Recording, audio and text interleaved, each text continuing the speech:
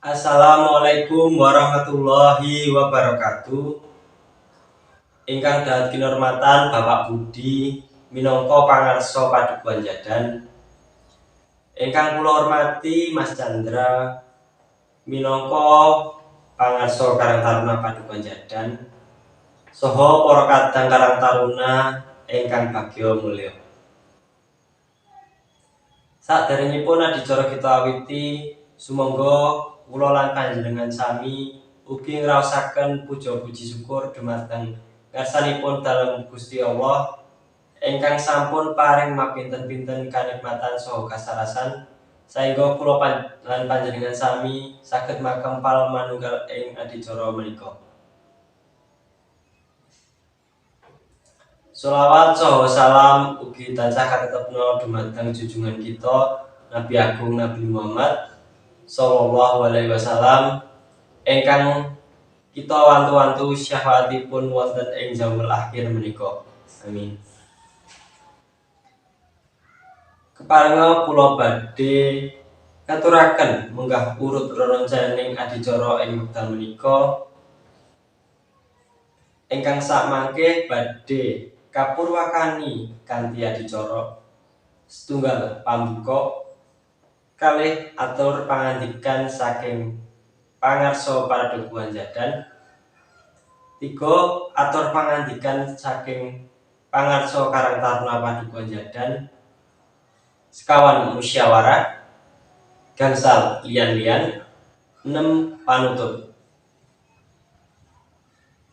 Sumangga adicara pepanggihan wonten ing wekdal menika sumangga kula lan panjenengan sami ndedonga sesarengan kanthi waosan basmalah kula dherekaken. Bismillahirrahmanirrahim.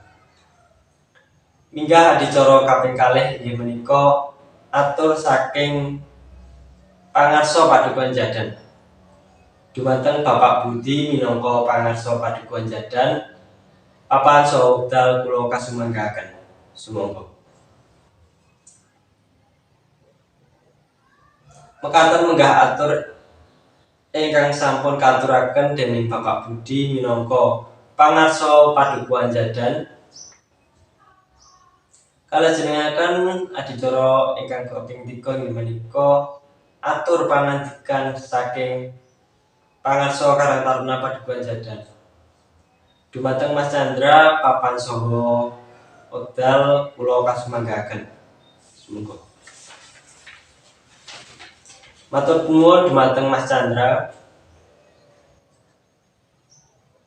Para bapak lan para sedherek ingkang kinurmatan, lumebet adicara ingkang kaping sekawan nun inggih adicara inti. Adicara inti menika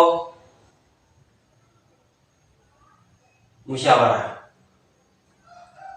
Wondene adicara musyawarah menika sawontahipun kula aturaken dhumateng Mas Chandra minangka pangarsa Karang Taruna Padukuhan Jadan. Papan saha wekdal kula kasumanggahaken. Sumangga. Adicara ingkang kaping gangsal inggih menika adicara liyan-liyan. Dumateng para rawuh sedaya ingkang badhe ngandharaken babagan sanesipun, papan saha wekdal kula kasumanggahaken. Alhamdulillahirabbil alamin. Sampun paripurna adicara musyawarah ing didi-wanji menika lan saestu sampun pinanggih rembag ingkang gumathuk minangka paugeраning pakaryan utawi kegiatan ingkang badhe sareng-sareng kita lampahi ing wekdal ingkang dhateng menika. Para bapak saha para sedherek Karang Taruna ingkang kinurmatan, titi laksananing adicara menika wiwit purwa, madya lan pungkasaning pepanggihan sampun kalampahan kanthi wilujenir ing sami kula. Minangka panutuping adicara, sumangga adicara ing titi wanci menika kita pungkasi miras pantes minangka raos puji syukur dumateng ngarsanipun Gusti Allah Subhanahu wa taala kanthi waosan hamdalah kula dherekaken. Alhamdulillahirabbil alamin. Para lenggah ingkang kinurmatan, ing mbok bilih sadangunipun kula ngandharaken lampahing adicara kathah atur kula ingkang kirang pranani ing panggalih panjenengan. Kula nyuwun lumutur ing sih samudra pangasami. Nyuwun pangapunten. Wassalamualaikum warahmatullahi wabarakatuh.